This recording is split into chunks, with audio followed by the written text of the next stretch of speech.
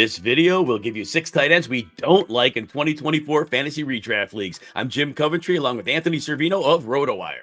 Jim, the first tight end I don't like going into redraft leagues 2024, George Kittle, San Francisco 49ers. Now, it's not like that I don't like George Kittle. Sensational tight end, one of the best in the NFL. But when it comes to fantasy football, he is extremely volatile. Now, if you look at his point per game finishes through the years, he's been a top 6 finisher at tight end of fantasy points per game every season since 2018. So why don't I like George Kittle? Because his points come in spike weeks. We'll see George Kittle some games put up 25 points. We'll see George Kittle some games get 3 targets and put up under 5 fantasy points. That is just what you deal with when it comes to George Kittle. He plays on an offense that is loaded with pass catchers and weapons like CMC, Deebo, Ayuk. We know who they all are, and they all can't get fed from a week-to-week basis. So if you do draft George Kittle,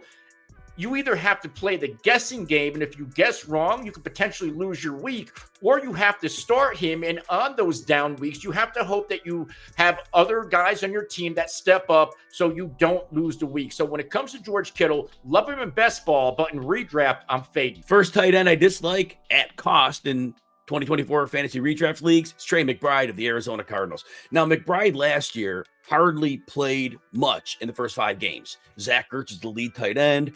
McBride had 69 yards in those 5 games, but after that, McBride took over and broke out. He ends the season with an impressive 825 yards. Now, all that said, from week 6 on, McBride was averaging 8 targets per game. That's 136 over a full season.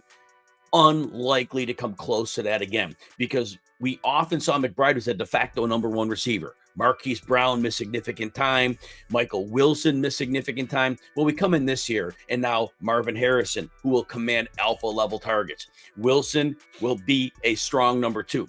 McBride will probably mix in with Wilson as a number 2 targets at time, but I don't think McBride or Wilson has a distinct edge on the other. So now all of a sudden, those targets are going to be kept in check quite a bit. Actually, James Conner also had 2 big receiving games down the stretch once Kyler Murray was back. So Conner is a part of that equation as well.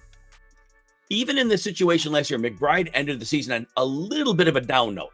He did have 31 or more yards in his last 3 games, but he didn't go over 48 in those last 3 games, and that was down from what he had done earlier in the season. It was like defenses became aware of him. So all that said, without McBride being the number 1, the offense is going to have to throw, but it's not at the high draft cost. McBride will have a fine season, but at his cost, I'm passing. Jim, the next tight end I dislike going into 2024 redraft leagues, rookie Raiders tight end Brock Bowers. Now, Bowers going as a tight end 11 off the board, and I still think that's too high. I know Brock Bowers, he looks the part, looks phenomenal at practice, but my big issue with Brock Bowers is there's some recency bias here, because last year we saw some rookie tight ends pop, especially Sam Laporta as a tight end 1. We saw Dalton Kincaid pop. He was one of the better fantasy tight ends. The difference between Brock Bowers and the 2 rookie tight ends that popped last year, the situation.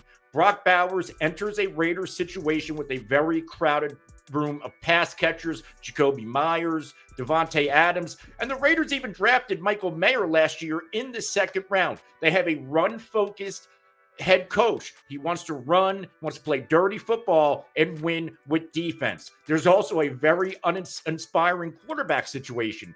You know, the guys last year had Jared Goff, Josh Allen throwing them the football. Brock Bowers is going to have either Gardner Minshew or Aiden O'Connell.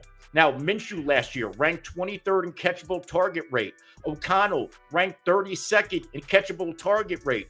Either way, we're looking at subpar passes going to Brock Bowers, and I don't even know how much he will be targeted. Now, there's a chance that Devontae Adams gets traded. That's going to open up targets to Bowers and Jacoby Myers. But still, where we are drafting Brock Bowers, there are many other guys I like over him.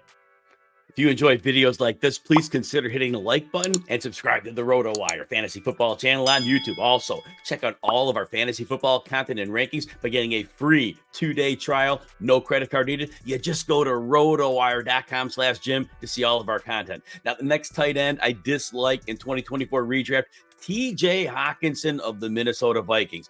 Look, Hockenson suffered an ACL tear in late December, but he did not have the surgery until January 26th. This, if a perfect recovery occurs, 9-month recovery time. If that happened and Hockenson was a full go miraculously, we're looking the end of October, about week 9 as a return. But typically, a little bit longer than the 9 months, or the player comes back integrated into the offense over time. Remember Breece Hall last year, the first 4 games, very mild snap usage. So at that point, TJ Hockenson is very unlikely to see significant snaps during the fantasy regular season. The other problem is this: because Hockenson will have missed the entire preseason, he will have zero chemistry with either Sam Darnold or JJ McCarthy. And during the time Hockenson is out, the continuing problem is those quarterbacks will have become reliant on Justin Jefferson and Jordan Addison. It's not like Hockenson's going to walk in week 9, 10, 11, 12, and all of a sudden those quarterbacks will be like, you know what, we'll look around for Hockenson and not worry about Jefferson and Addison. That's going to be gone. It's going to be their equation is those 2 players. So I don't see a world where Hockenson's relevant, yet people are still drafting him around tight end 14 for a player you're probably going to have to drop during the bye weeks anyway, even if there's an IR spot. It's unlikely, unless Hockenson fell ridiculously late, that he's going to help any fantasy team. Jim, the final tight end I dislike going into 2024 redraft leagues, Dalton Schultz, Houston Texans, going as a tight end 14 off the board. When it comes to Dalton Schultz and you look at his productive seasons, he's had at least 88 targets in each of the past 4 years. In each of the past 3 seasons, he's finished as a tight end or 11 or better in fantasy points per game in PPR leagues. So why am I out on Schultz? The offense he plays in, I get it last year. Look at the situation: 88 targets, tight end 11 in points per game, 59 receptions, 635 yards, and 5 touchdowns. There were some issues last year that forced Dalton Schultz to become targeted more often, like injuries to Tank Dell and Nico Collins. Now we have those 2 receivers healthy, and now we have to factor in Stephon Diggs. Even if Dell and Collins did miss time, Stephon Diggs has a fairly clean injury history, and he's used to commanding 160 targets right around there through his time with the Buffalo Bills, so we know he can be force-fed. This is a loaded offense. They also brought in Joe Mixon. This tells me they want to run the football more, and this was an offense last year that they were already middle of the pack when it comes to team pass plays per game, and I also expect this defense to improve, which means fewer passing opportunities and more running opportunities going to Joe Mixon. So when it comes to Dalton Schultz, there are other tight ends I like more. If you're already waiting this late to draft a tight end, wait a little bit later. Go grab Luke Musgrave or Hunter Henry a few rounds later. The last tight end I dislike in 2024 redraft leagues, and this is if you're drafting more than one tight end, it's Isaiah Likely of the Baltimore Ravens. I get it. Fantasy managers realize that Isaiah Likely posted between 40 and 83 yards while scoring in 4 of the last 6 games while Mark Andrews was out. But that's the problem. And by the way, when I say those numbers, I throw out that monsoon game in week 18 against the Steelers. Nobody was throwing the football that day. But here's the point. When Mark Andrews was healthy, we saw very little production from Likely. And 9 of 11 games with Andrews, Likely had 10 or fewer yards. Here's the problem. Baltimore runs a lot of what we call 21 personnel. They put an extra running back. Patrick Ricard was really not a running back. I get that, but he is the extra player on the field instead of an extra tight end.